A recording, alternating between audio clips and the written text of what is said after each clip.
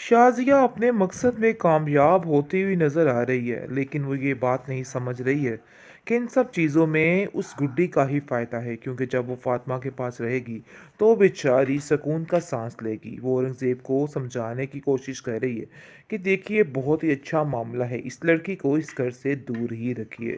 आगे से औरंगज़ेब कहता है कि आखिर कैसे गुड्डी को मैं उधर छोड़ दूँ? लोग क्या कहेंगे? मुझे तो कुछ समझ नहीं आती। अगर इशरत आपी आ गई तो वो क्या सोचेगी? इस सब चीज़ों का क्या जवाब देंगे? और वैसे एक बात तो तय है कि तुम्हारे बच्चे भी एक नंबर के शैतान हैं। ये अहमद और मुस्कान ने उस बेचारी का जीना मुहाल करके रखा हुआ है। आए दिन दोनों मिलके हर चीज़ की खराबी करते हैं और फिर मासूम और भीगे बिल्ले बन के पीछे साइड पे बैठ जाते हैं। जिस पर शाज़िया कहती है कि बात तो आपकी बिल्कुल ठीक है, लेकिन ये गुड्डी भी कुछ कम नहीं है। इसका मुस्कुराता हुआ चेहरा देख के ये मत समझिएगा कि ये बिल्कुल ठीक है। मैं आपको वाज़िह बात बताने की कोशिश कर रही हूँ कि मैं जो आपको मशवरा दे रही हूँ वो बहुत ही बेहतरीन है। इस लड़की का यहाँ पे होना बिल्कुल भी सेफ़ नहीं है। इसको यहाँ से चलते ही बनाइए, यानी कि ये जाएगी तो बेहतर है। जिस पर औरंगज़ेब खामोश हो जाता है और कहता है कि बात तो तुम्हारी बिल्कुल ठीक है। मैं इस बारे में बहुत जल्द सोचता हूँ और तुमसे बात करता हूँ कि क्या करना है, क्योंकि वो भी इस बात के लिए मान गया है, लेकिन उसको इशरत का और जहांगीर का डर आ रहा है कि ऐसा ना हो कि बोर्ड टपक पड़े और काम जो है वो ख़राब हो जाए। लेकिन देखेंगे आप, शाज़िया जो अपने बच्चों को कहती है कि आखिर आप लोग क्यों हाथ धोकर पीछे पड़ चुके हो उस मासूम गुड्डी के, यानी कि वो मैं जानती हूँ कि अंदर ही अंदर मासूम है, लेकिन हम जानबूझकर उसको इस तरह से जलील कर रहे हैं। लेकिन इसका मतलब ये नहीं है कि आप लोग आए दिन उस पर ज़ुल्म सितम करते रहेंगे और सारा मामला ठीक रहेगा।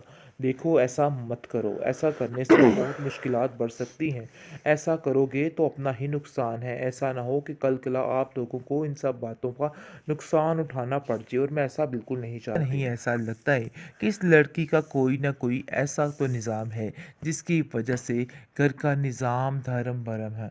देखो, मुझे समझ नहीं आ रही, और अपनी ज़ुबान से ही गुड्डी को पूछो कि आखिर क्या मामला है और क्या चक्कर चल रहा है। कुछ ना कुछ तो ऐसी वजह ज़रूर है। मैं तो आपको पहले दिन से ही कह रही थी, इस गुड्डी को दिखाना होगा और जाकर देखना होगा कि इसमें क्या मसला है। कुछ ना कुछ तो ऐसा ज़रूर है। मैंने अक्सर इसको खुद से बातें करते हुए देखा है, और ये काफ़ी काफ़ी देर तक, इतनी देर तक बातें करती रहती है, लेकिन पता नहीं क्यों आपको मेरी बात का कोई यकीन नहीं आता। औरंगज़ेब कहता है, हाँ शाज़िया, तुम्हारी बात तो बिल्कुल ठीक है। पहले मैं भी इन सब बातों को मजाक समझता था, लेकिन अब जाकर मुझे अंदाज़ा हो रहा है कि तुम्हारी बातों में कहीं ना कहीं हकीकत छुपी हुई है। मैं पहले इन सब बातों पे यकीन नहीं करता था, लेकिन अब जाकर मुझे इन सब बातों का अंदाज़ा हो चुका है कि कहीं ना कहीं तुम सही थी, लेकिन मैंने तुम्हारी बात का यकीन नहीं किया। मुझे तुम्हारी बात का यकीन कर लेना चाहिए था। लेकिन अब देखेंगे कि शाज़ी जो है वो गुड्डी को कहती है कि देखो गुड्डी, ये बात अपने ज़हन में बिठा के रखना कि अगर तुम ऐसा सोच रही हो कि ये सब कुछ करने से सारे मामले ठीक हो जाएंगे और सब कुछ तुम्हारे हाथ में हो जाएगा, ऐसा तो मैं होने नहीं दूंगी। औरंगज़ेब का दिमाग तो मैंने तुम्हारी तरफ से बिल्कुल साफ कर दिया है कि इन सब चीज़ों में सिर्फ और सिर्फ तुम्हारी गलती है, किसी और का कोई भी कसूर नहीं है।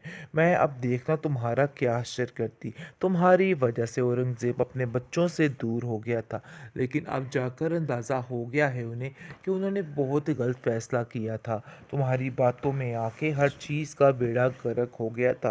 काश तुम अभी भी सुधर जाओ और अभी भी इन हरकतों से बाज आ जाओ। जिस पर वह रो के कहती कि चाची जान, मैं तो कभी कुछ आप लोगों का बुरा नहीं किया, पता नहीं क्यों आप लोग मेरे पीछे पड़ चुके हैं। बेहतरीन ट्रॉमा सीरियल गुडी, जो कि दिखाया गया था कि काफ़ी ज़्यादा खौफनाक, काफ़ी ज़्यादा हॉरर स्टोरी है, लेकिन ऐसा वैसा कुछ भी नहीं है। हाँ, थोड़ा बहुत है, लेकिन ये ज़्यादा बताया गया है कि लोग दुश्मनी की हद तक, किस हद तक चले जाते हैं और क्या कुछ कर जाते हैं। यही काम कर रहा है औरंगज़ेब, और जान रही कि ये इंसान वही है जिसने बहुत ही भयानक काम किया है, और जिसकी सज़ा इसको बहुत जल्द और ऐसी मिलेगी कि ये याद रखेगा। और अब देखेंगे कि गुड्डी के साथ जैसा सलूक किया जा रहा है, अब इन सब बातों में औरंगज़ेब भी शामिल हो चुका है, क्योंकि कहीं न कहीं शाज़िया इस बात पर उसको यकीन दिलवा चुकी है कि वाक़ई में वो बहुत ज़्यादा सिंसियर है गुड्डी के साथ, लेकिन गुड्डी किसी भी तरह से उसका साथ देने को तैयार नहीं है और कुछ ना कुछ तो ऐसा कर रही है जिससे गड़बड़ हो रही है और माहौल घर का काफ़ी ख़राब हो रहा है। लेकिन ये बात अब औरंगज़ेब को भी समझ आ गई और वो भी यही कह रहा है कि हाँ, इस गुड्डी की वजह से ही सारे मामले ख़राब हो रहे हैं।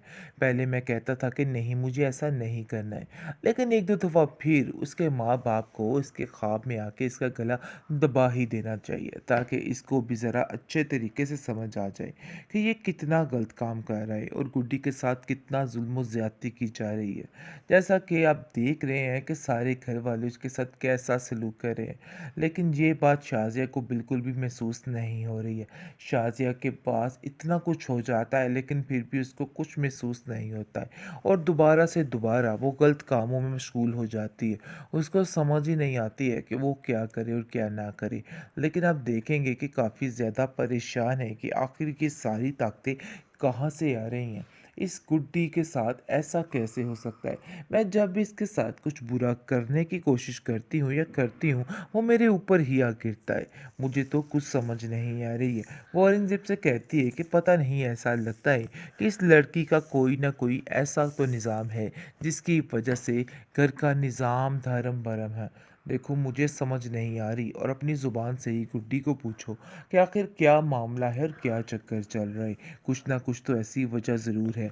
मैं तो आपको पहले दिन से ही कह रही थी इस गुड्डी को दिखाना होगा और जाकर देखना होगा कि इसमें क्या मसला है।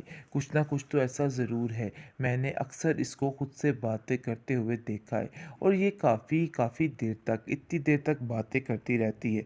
लेकिन पता नहीं क्यों आपको मेरी बात का कोई यकीन नहीं आता। औरंगज़ेब कहता है, हाँ शाज़िया, तुम्हारी बात तो बिल्कुल ठीक है। पहले मैं भी इन सब बातों को मज़ाक समझता था, लेकिन अब जाकर मुझे अंदाज़ा हो रहा है कि तुम्हारी बातों में कहीं न कहीं हकीकत छुपी हुई है। मैं पहले इन सब बातों पे यकीन नहीं करता था, लेकिन अब जाकर मुझे इन सब बातों का अंदाज़ा हो चुका है कि कहीं न कहीं तुम सही थी, लेकिन मैंने तुम्हारी बात का यकीन नहीं किया। मुझे तुम्हारी बात का यकीन कर लेना चाहिए था। लेकिन अब देखेंगे कि शाज़ी जो है वो गुड्डी को कहती है कि देखो गुड्डी, ये बात अपने ज़हन में बिठा के रखना कि अगर तुम ऐसा सोच रही हो कि ये सब कुछ करने से सारे मामले ठीक हो जाएँगे और सब कुछ तुम्हारे हाथ में हो जाएगा, ऐसा तो मैं होने नहीं दूँगी। औरंगज़ेब का दिमाग तो मैंने तुम्हारी तरफ से बिल्कुल साफ़ कर दिया है कि इन सब चीज़ों में सिर्फ़ और सिर्फ़ तुम्हारी गलती है, किसी और का कोई भी कसूर नहीं है। मैं अब देखना तुम्हारा क्या हश्र करती। तुम्हारी वजह से औरंगज़ेब अपने बच्चों से दूर हो गया था, लेकिन अब जाकर अंदाज़ा हो गया है उन्हें कि उन्होंने बहुत गलत फ़ैसला किया था। तुम्हारी बातों में आके हर चीज़ का बेड़ा गर्क हो गया था। काश तुम अभी भी सुधर जाओ और अभी भी इन हरकतों से बाज़ आ जाओ।